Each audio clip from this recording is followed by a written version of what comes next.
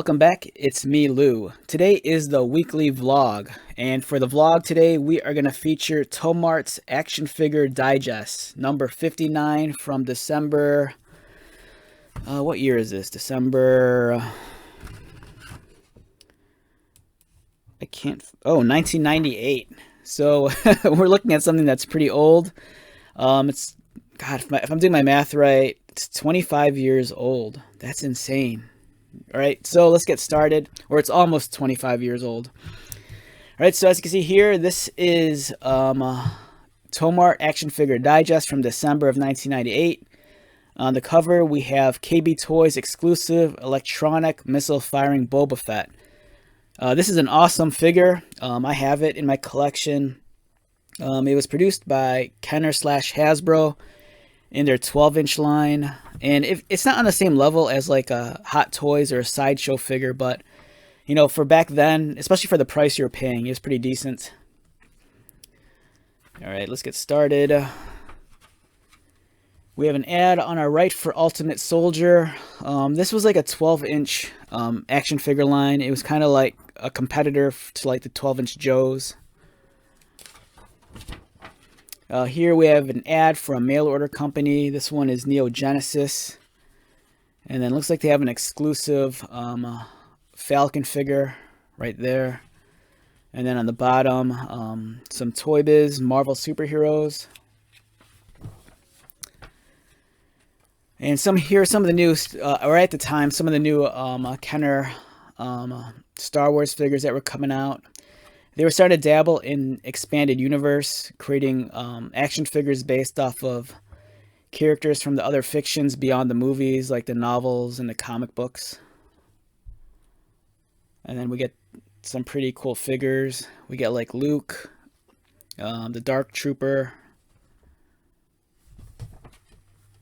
And then there's even an ad here for the expanded universe. And it's kind of cool. They even provide a checklist on the right here, so you know what to look out for. And then we have an ad. This was Spawn Series 12, debuting November 1998. And this is Commando Spawn. This is an amazing figure. I have this in my collection also. And before the internet, this is how we got our news.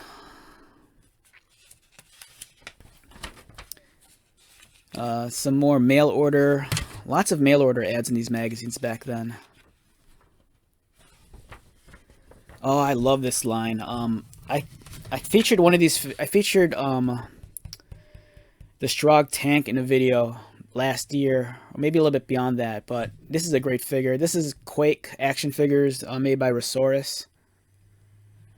The detailing was almost at the same level as a McFarlane figure, almost. We have Lone Ranger and Tonto. I don't know what this is. It says here She's Coming, April 99 from Majestic Studios. I'm guessing this might be for a video game. I forgot all about this. So where Hasbro collectibles go when they want to be found. So back then, keep in mind this is 1998. Hasbro already kind of had the collectors in mind, and they kind of established a specific website just for collectors. I think they were for exclusives. More mail order. Oh, this is awesome. Celebrating the 15th anniversary of Macross. Jeez, back then it was only 15 years old. That's crazy. I actually have the Min-May figure. It's more like a vinyl figurine. I have this one right here. Yeah, 1/6 scale vinyl figures.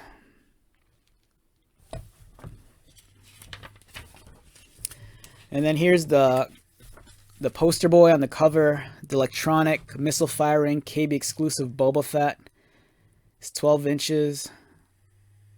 It's such a huge improvement over the first one. Like the first Kenner 12-inch Boba Fett was this one right here. As you can see, the head was too small. And then when they made the electronic one, they improved the proportions. And the detailing was a lot better on the newer one as well. More 12-inch Kenner Star Wars figures. I have this in my collection also, the 3-pack with Luke, Leia, and Han. There's the furry Chewbacca. It's almost like a doll.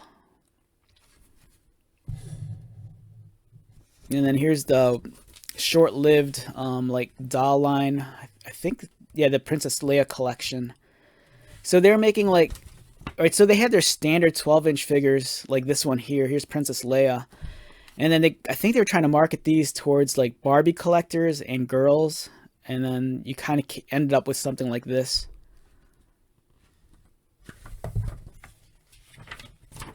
Oh, this is awesome too.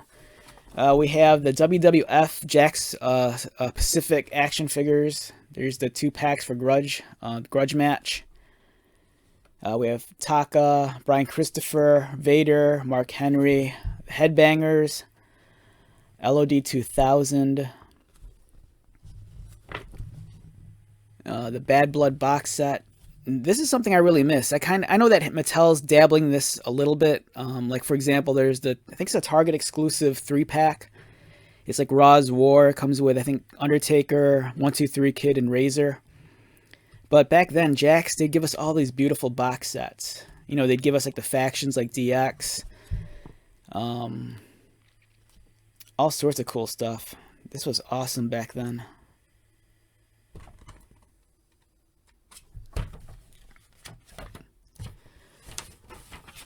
Here's some, I don't know what these are. Maybe these are customs.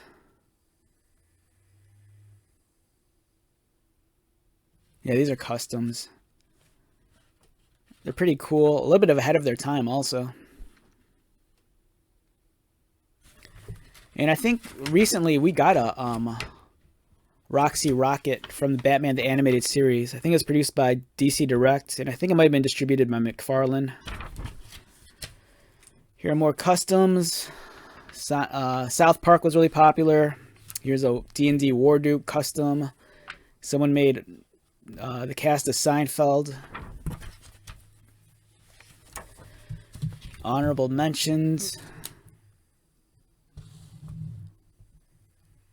Yeah, so it's really cool that magazines would celebrate customizers and give them like the spotlight every now and then. There's some really creative people.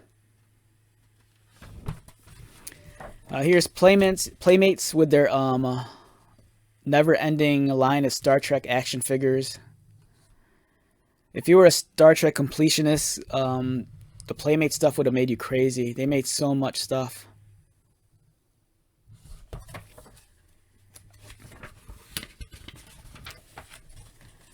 We have Gen 13 based off of the Image/Wildstorm comic books from the mid to late 90s. There's a Sin City Marv. I think that's a McFarlane.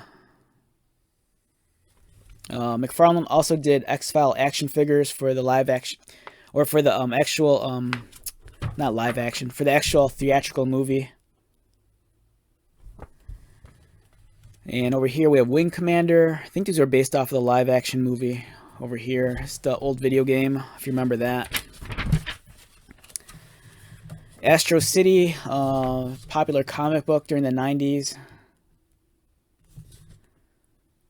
And then we have Full Moon Toys. Full Moon, they made like Puppet Master. More Star Wars and Star Trek stuff. I think these are like concept art pieces. Power Rangers, very big in the 90s. Lots of toys. This was Power Rangers in Space. The current iteration during the 1998 era. Oh, these are awesome. McFarlane Movie Maniacs. These are beautiful figures. It's kind of cool that in some ways NECA kind of carries on this tradition, producing movie-inspired action figures. McFarlane Spawn stuff. Spawn is always next level to me. I never get tired of looking at their figures. Even the old stuff. The old stuff is amazing. The old stuff doesn't have like the articulation and the engineering of like a modern action figure, but in terms of the aesthetic and design, I still think they hold up well today. They're like miniature statues. Here's more Power of the Force.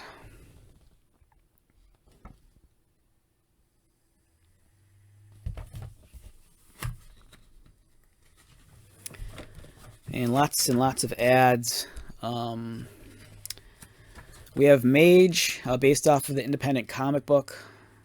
Grendel. Grendel's really popular, as is Madman.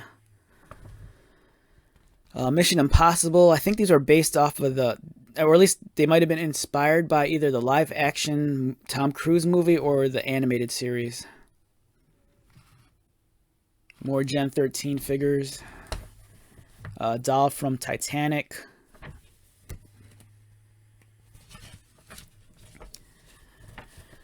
And we have Pandora, independent comic book inspired action figures. Over here, more mail order.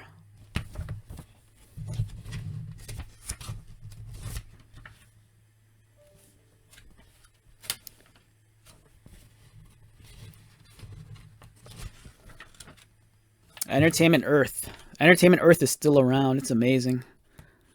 You know, I think it's like one of the big mail order places. You know, a lot of people, you know, either you're buying your stuff from Big Bad Toy Store or like Entertainment Earth. But they've been around forever.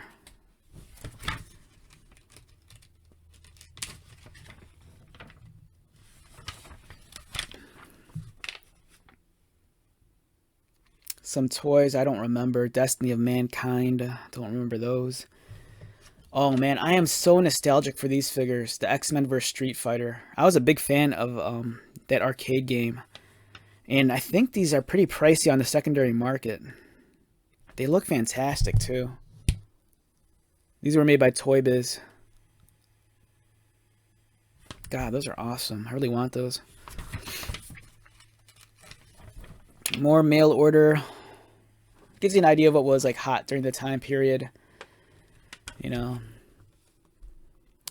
Dragon Ball was kind of just like scratching the surface. Sometimes the mail order companies, some of these Dragon Ball figures were actually the imports. And then here's the Macross figures that we saw an ad for earlier. And I have this one here, the Min-May figure. That one's awesome. And then Blockmen. These are kind of like bootleg Legos. And then we have Lady Death. Brian Pulido's comic book heroine. And it's cool. There's even a base. The base is like freaking $85.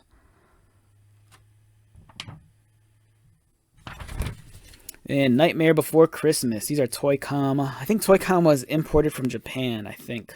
Yeah, they were here from Japan to you. Right, so that kind of wraps this one up. A little bit of piece of toy history. I hope that if you grew up during this time period, that this brings back some fond memories of collecting.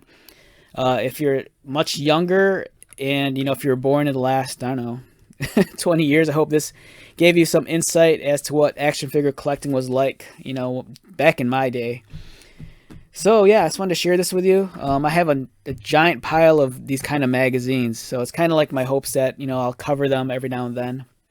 All right, with that being said, let's wrap this up. Once again, my name is Lou. If you're new to my channel, welcome. If you are a returning viewer or subscriber, thank you so much for your continued support. I greatly appreciate it.